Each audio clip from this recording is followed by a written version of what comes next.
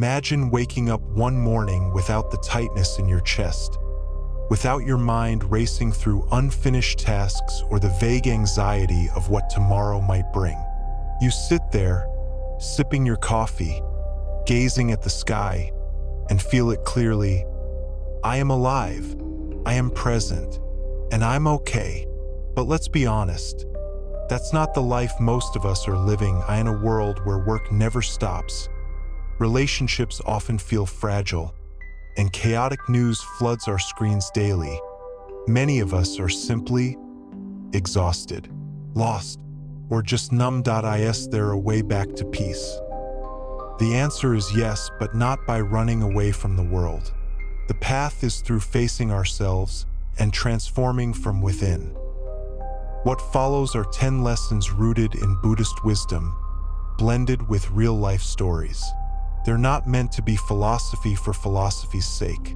They're meant to be practiced here and now, in the middle of your busy, real life. Each lesson is a door. When you open it, you might just find yourself and a lighter way to live. Point 1. Fear is not the enemy. It's a map of the heart. Have you ever been so afraid of something that you avoided it, denied it, or pretended you were fine? Here's the truth. Fear is not bad. It simply points to what matters most to you. Laura, an executive in Canada, used to tremble when presenting to her CEO. But during a meditation session, she learned to name her emotions. Quietly, she said, "This is the fear of being judged." And just like that, the fear softened.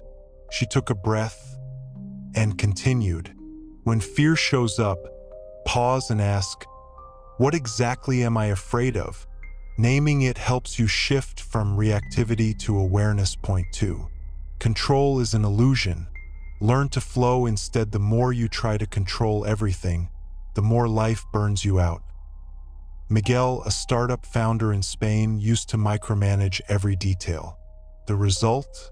Total exhaustion. But once he began trusting his team and allowing things to unfold, the business took off.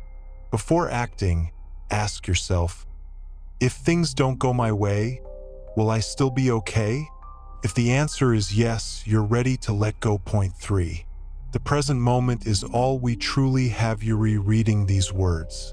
This is the present. Not yesterday, not tomorrow. Sophia, a coach in Berlin, suffered from insomnia due to future anxiety. She began practicing 3 mindful pauses a day, closing her eyes, taking 5 deep breaths, and sensing her body. Slowly, peace and sleep returned. Stop. Close your eyes. Breathe 5 times. Feel your body. Repeat 3x daily that you'll discover. Peace was never gone. It was always here. Point 4. Don't carry what hasn't happened yet. We spend entire weeks worrying about things that haven't even happened. Raj, an engineer in Denver, lost sleep fearing he'd be fired, though no one had said a word. One day, he paused and asked, "Has this actually happened yet?" He exhaled and let it go. When worry strikes, pause and ask, "Has this happened yet? Is there real evidence? If not, drop it." You don't have to carry a future that exists only in your mind. Point 5. Letting go makes space for more. When you grip too tightly to expectations, plans, or people, you block life's flow. Elsa, a project manager in Sweden, used to control every meeting.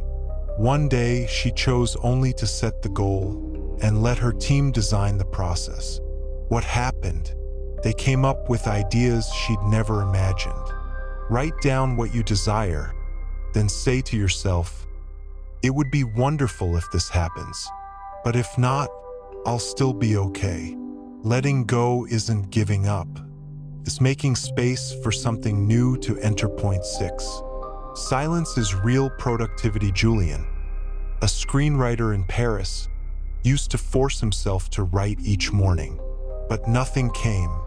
One day he went to the park, sat in stillness. No goal, no deadline. And then the ideas arrived. Every day, take 10 minutes to do absolutely nothing. No phone, no plans. Just breathe and observe. Silence is not wasted time. It's the soil where wisdom takes root. Point 7.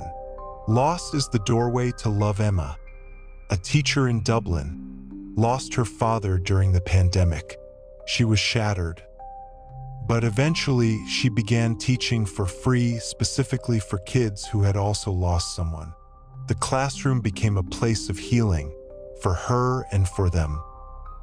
When you're in pain, ask, what is this pain teaching me? About myself and about others. Where there is sorrow, there is also the seed of compassion. Point 8. Impermanence isn't scary. It's a reminder to cherish. Mark, a photographer in New York, used to mourn his fading youth, until one day he began seeing every moment as once in a lifetime. His photos became more alive. So did he. Each morning, whisper to yourself, everything is changing. Today is a gift I still hold. When you accept that nothing lasts forever, you start to fully live every moment. 9. You are not a fixed identity. You are who you're becoming. Luca, in Rome, used to believe he was just an angry person.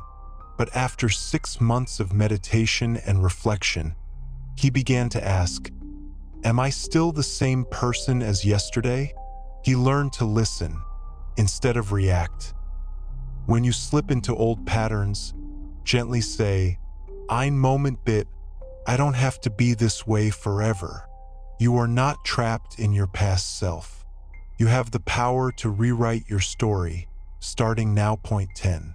Every experience is a teacher. Sarah, an engineer in Amsterdam, lost a big contract.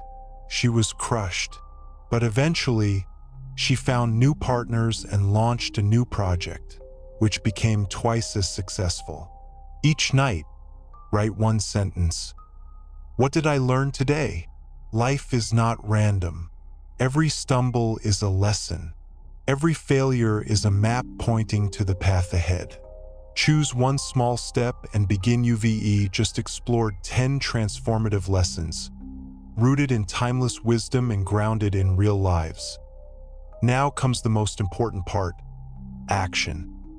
Pick 2 to 3 small practices to try this week.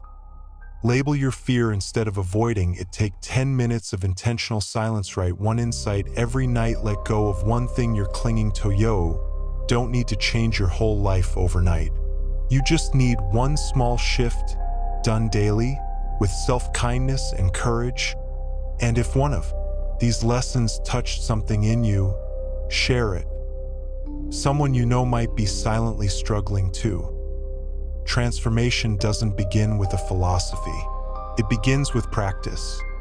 And you, yes, you, deserve peace. If this resonated, comment below.